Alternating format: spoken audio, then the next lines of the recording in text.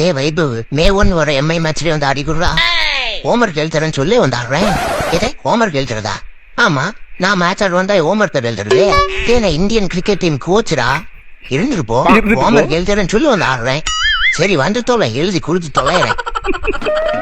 Editor mass பண்ணிருக்கியா? ஆனா அந்த சூரியவம்சி அந்த பையன் அன்னைக்கு ஒரு அடி அடிச்சாம பாருங்க, மறக்க மாட்டேன். என்ன அடி! அவன் வயசுலாம் குஞ்சு பண்ணி பிடிச்சிருக்கு, ஒண்ணுக்கு கூட தெரியாதுல. ரக்க மட்டும் தான் என் ஆளு ஒரு பி உண்டு சார்.